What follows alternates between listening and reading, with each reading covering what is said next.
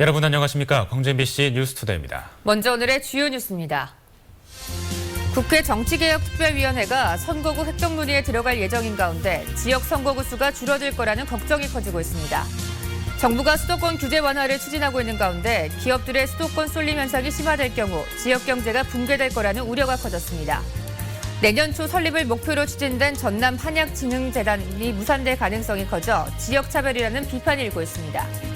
문을 연 지 9년이 된 광주 새날학교가 글로벌 인재를 키워내는 다문화 교육의 요람으로 자리매김하고 있습니다.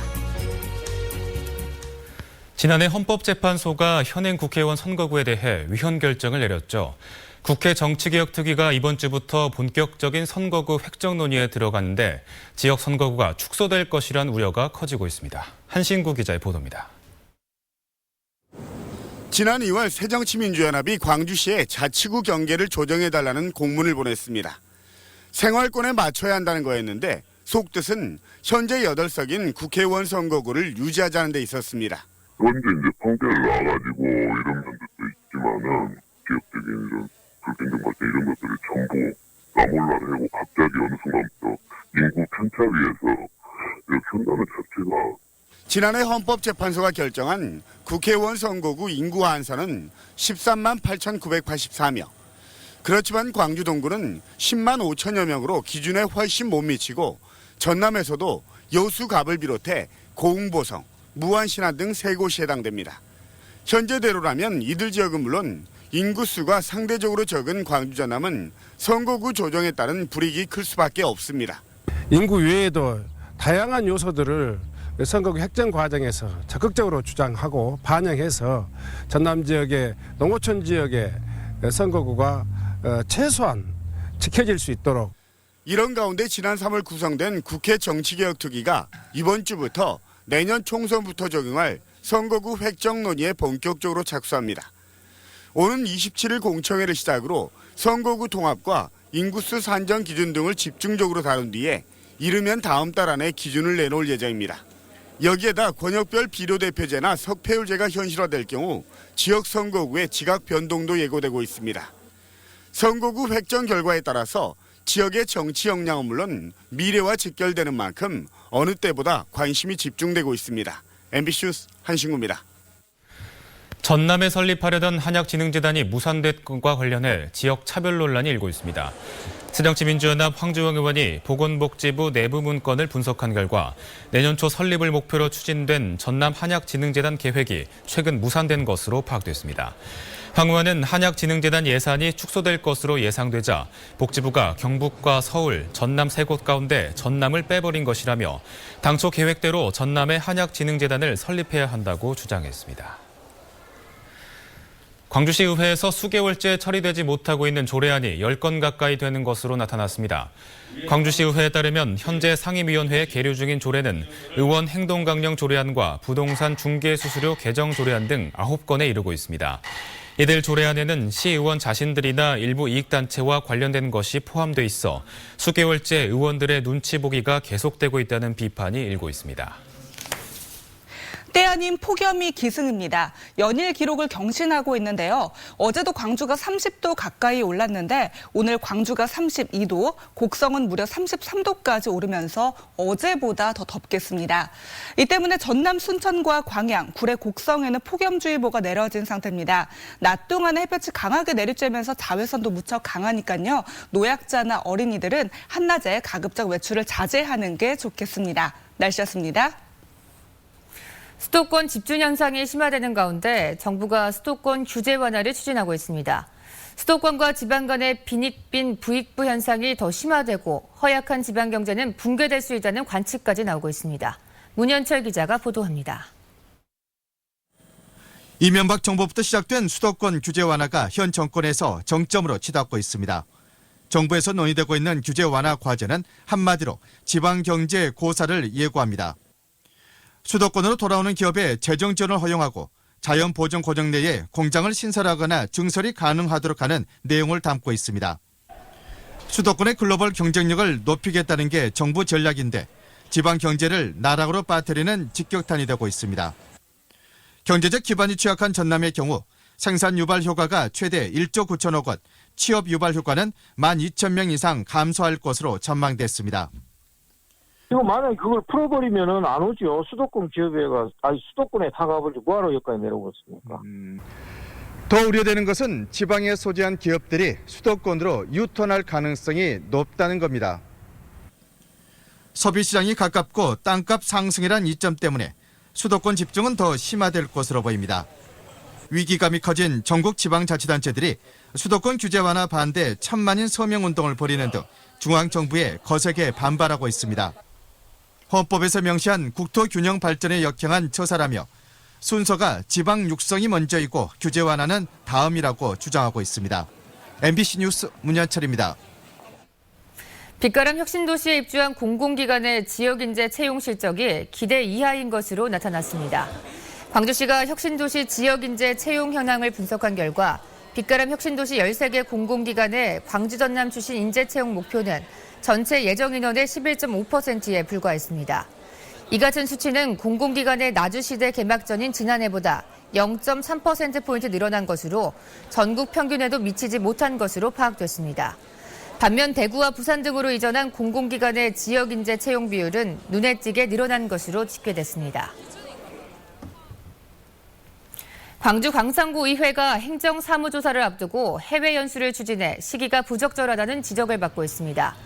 광산구 의회에 따르면 소속 의원 10명과 직원 5명 등 15명이 오늘부터 8박 10일 일정으로 독일과 벨기에 등 유럽 4개국을 방문합니다.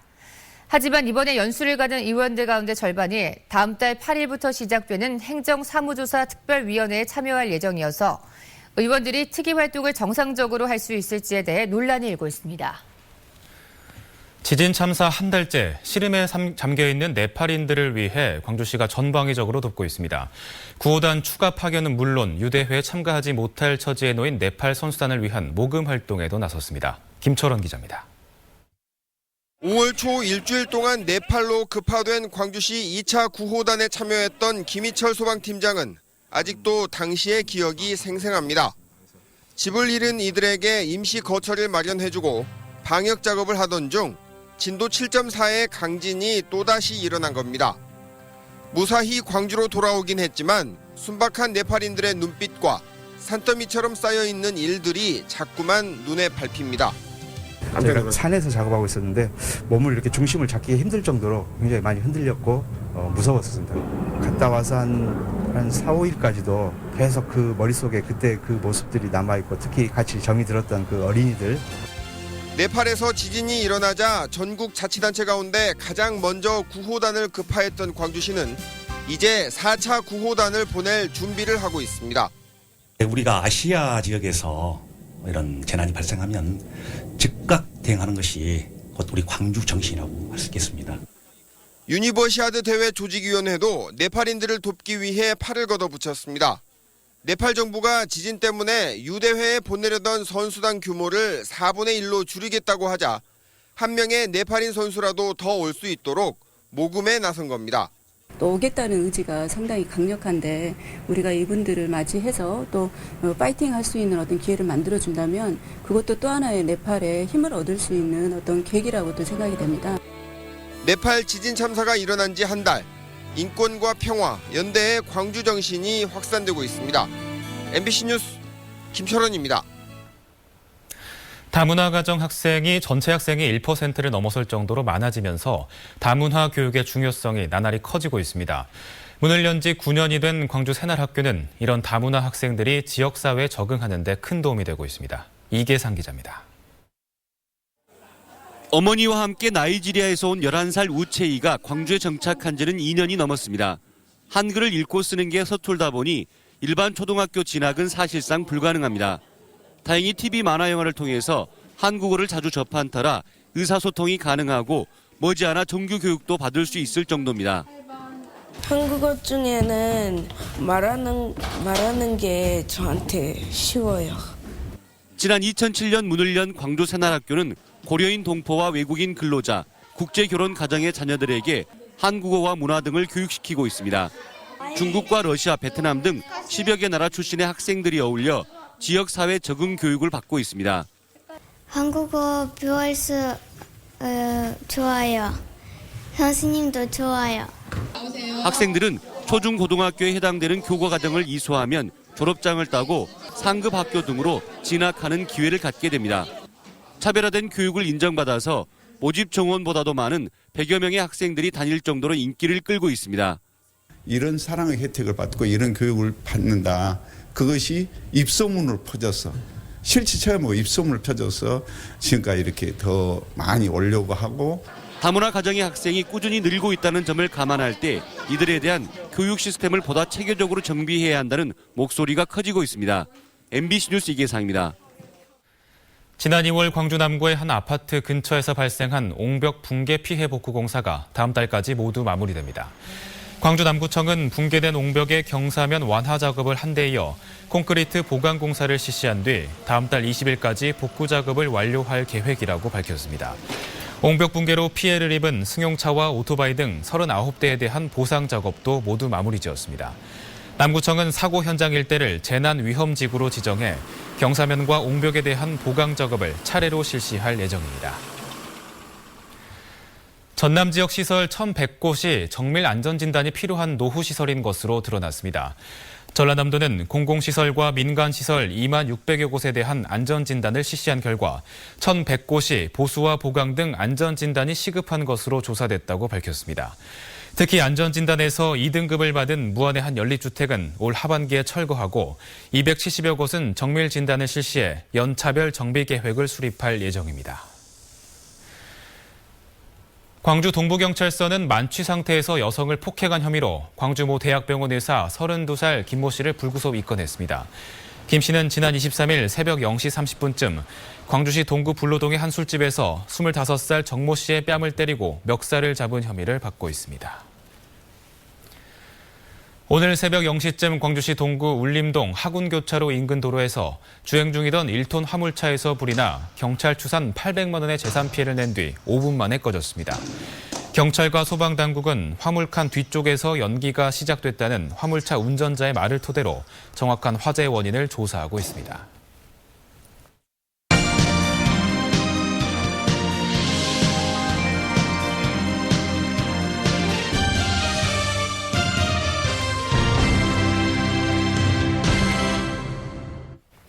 여수유람선 야간 운항이 1년여 만에 다시 시작됐습니다. 여수밤바다 유람선은 운항 재개 2주 만에 지역의 새로운 대표 관광 상품으로 가능성을 확인받고 있습니다. 김주희 기자가 취재했습니다. 여수항에 어둠이 내려앉았습니다.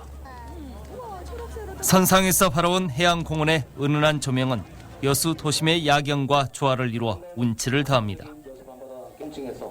여수의 명물 돌산대교와 거북선대교, 해상 케이블카도 여수의 밤바다와 어울려 빛의 향연을 펼칩니다. 밤에 보니까 낮과는 또 다른 분위기가 있어서 정말 밤에 보는 게 더 진짜 여수의 진짜 모습을 볼 수 있는 것 같아서 정말 좋은 것 같습니다.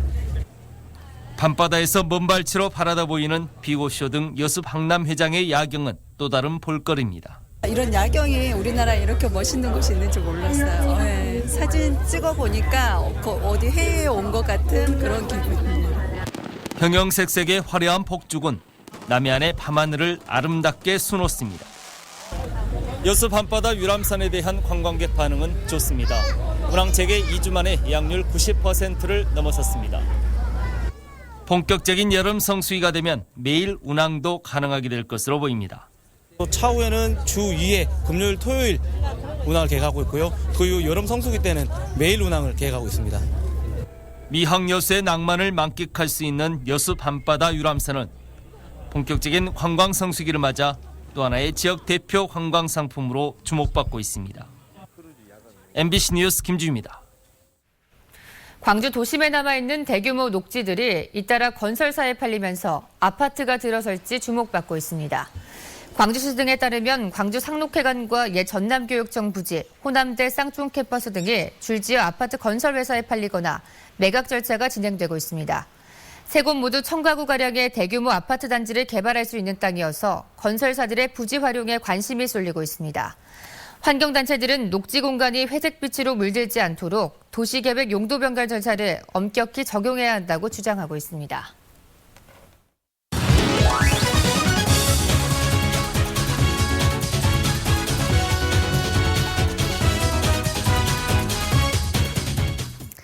스포츠투데이입니다. 기아 타이거즈 지난주 삼성을 상대로 4년 만에 2연승을 기록했는데요. 강해진 기아에 대한 팬들의 기대가 높아지고 있습니다. 이 기세를 몰아 이번 주는 한화, NC와 차례로 만납니다. 양현종, 스탠슨 외에는 확실한 믿음을 주는 선발진이 없는 가운데 이번 주에도 선발 야구를 이어갈 수 있을지 관심이 모아지는데요. 오늘은 임준혁 선수가 올 시즌 3번째 선발전을 치릅니다. 첫 등판에서 기대 이상의 호투를 보여줬지만 지난주 롯데전에선 조기 강판됐던 임준혁 선수가 다시 한번 기회를 잡았는데요. 지난주 부진을 잇고 선발로서 제 몫을 다해줄지 관심이 모아집니다. 승리를 챙기지는 못했지만 희망을 보여준 김병현, 유창식 선수의 선발진 안착도 이번 주 관전 포인트 중 하나입니다. 주말에는 어려운 상대 NC를 만납니다. 올 시즌 2차례 만나 1승 5패로 절대적 열세에 있는 팀인데요. 우려되는 것이 사실이지만 희망도 있습니다. 천적 삼성을 상대로 위닝승을 거두며 팀 사기와 자신감이 높아졌고 선발 야구와 윤성민의 완벽한 마무리, 필요할 때마다 터지는 필의 적시타, 이 승리 공식이 또 통한다면 NC를 상대로도 올 시즌 첫 위닝승을 기대해 볼 수 있습니다. 이번 달 19경기를 치러 10승 9패로 5할 승률을 넘어선 기아 타이거즈. 이번 달 마지막 6연전도 기분 좋은 5월의 행진을 이어갈 수 있을까요? 기아 타이거즈 현재 22승 22패로 8위에 이름을 올리고 있습니다. 오늘부터 7위 한화와 주중 3연전을 펼치는데요. 이번 주 순위를 맞바꿀 수 있을까요? 이번 주 한화전은 대전에서 치러집니다. 기아는 임준혁 선수를, 한화는 송은범 선수를 내세웁니다. 지금까지 스포츠투데이였습니다. 광양제철과 여수 국가산단을 잇는 해저터널 건립 사업이 본격화됩니다. 전라남도는 오늘 서울 포스코센터에서 산업통상자원부와 여수시, 광양시, 포스코, GS칼텍스 등이 참석한 가운데 광양제철 여수산단 간 3.98km 해저터널 구축을 위한 업무 협약을 체결합니다. 포스코 등은 다음 달 특수목적법인을 설립한 뒤 사업비 2,400억여 원을 들여 오는 2018년 6월에 터널을 완공할 계획입니다. 해저터널이 완공되면 광양제철 제강 과정에서 발생한 폴리우레탄 등을 여수 석유화학 업체에 공급하고 여수화학산단의 부산물인 질산과 가성소다 등을 제철소에 공급해 연간 1,200억 원대 경제 효과가 기대됩니다. 가족과 함께 이주한 공무원들과 그렇지 않은 공무원들의 퇴근 이후 생활이 다른 것으로 조사됐습니다. 전라남도에 따르면 지난 1일부터 13일까지 도 공무원 567명을 대상으로 퇴근 이후 시간 활용을 물은 결과 나홀로 이주한 공무원은 자기개발과 사무실 야근이 가장 많았지만 가족과 이주한 공무원은 가정에서 생활하는 비율이 가장 높았습니다. 또한 전라남도의 회식 1차로 끝내기, 음주 공무원 운전 챙겨주기 등이 회식 문화 개선에 기여하고 있다는 긍정 대답도 63%에 이르렀습니다.